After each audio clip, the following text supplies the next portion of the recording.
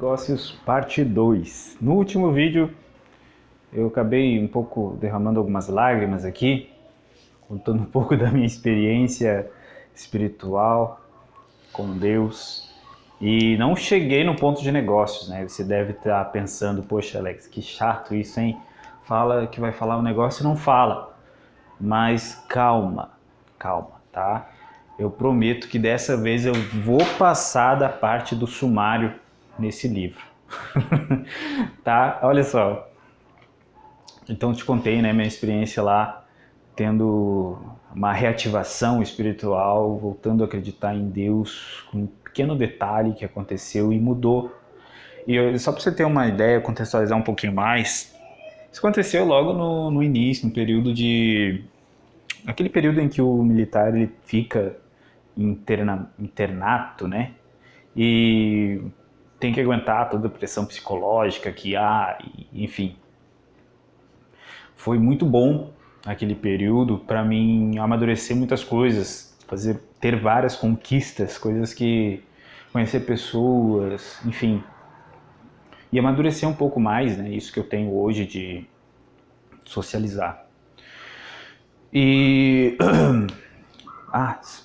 uma coisa muito interessante que aconteceu, eu comecei a...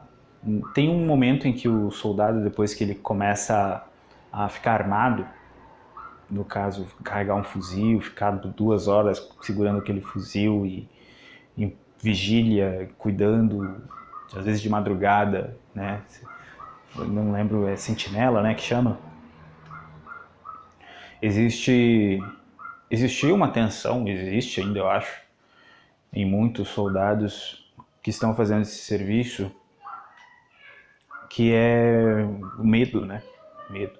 E eu já estava bem, voltando a reativar os meus laços espirituais.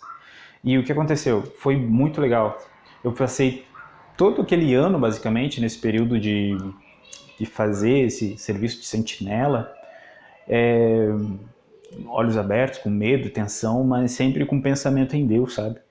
E eu aprendi a meio que ouvir Deus mais do que eu aprenderia se fizesse qualquer coisa da minha vida. Então, por exemplo, em um dia tu tem que ficar, né, 4 horas acordado. Não, perdão, 4 horas, no máximo dormir 4 horas, por exemplo, da meia-noite às 4 da manhã, das 4 às 6 você ficar acordado, segurando um fuzil e cuidando, ver se não ia entrar nenhum bandido ou, enfim. E nessas várias 2 horas que houveram, eu aprendi a me conectar mais de uma forma diferente até, sabe? E seguiu por muito tempo isso, até eu esquecer que tinha esse hábito, né, de realmente ouvir mais a Deus, conversar e enfim. E de fato eu falava sozinho muitas vezes, sabe? Conversava e não era só com a minha cabeça. Às vezes, por exemplo, tinha dias de chuva, onde não dava para ouvir nada, né? Aí tinha uma garagem onde ficava tinham vários pontos, né, que tinham vigiado dentro do quartel. E aí eu falava, sabe? Falava porque eu não ouvia meus pensamentos direito. Tá, mas aí, tá, Alex, esse foi o primeiro ponto. Qual foi o segundo? Acho que até já compartilhei, não compartilhei?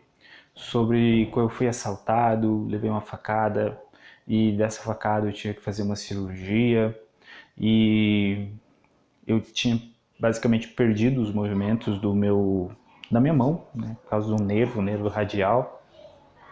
E nesse processo eu voltei a ter os meus movimentos graças a um ato de, qual é a palavra? De oferta. Uma oferta dentro da igreja. Eu estava refletindo sobre isso até agora há pouco, sobre oferta. Às vezes, um ato de oferta, ele muda tudo, né? E eu cheguei, tinha as últimas moedas que tinha ali, dinheiro e tal, e eu tava um momento tão mais assim agradecido, sabe, por ter sobrevivido àquele incidente, aquele acidente ao assalto, né? E depois de passar por toda aquela turbulência, né, de estar tendo que mudar de cidade para poder programar a cirurgia, ver um médico, conhecer um médico que não era qualquer médico que podia fazer a tal cirurgia. E depois de toda essa experiência, eu estava muito agradecido. Então fui na igreja, peguei minhas últimas moedas, acho que chegavam uns R$300 na época, e eu dei de doação mesmo para a igreja. E o pastor nunca soube, nunca descobriu quem foi que doou. E era uma igreja pequena, assim, estava começando, sabe? Eu simplesmente fui lá e tal. E aquilo não pesou em nada para mim, sabe? Exceto pelo fato de que aos poucos eu fui melhorando.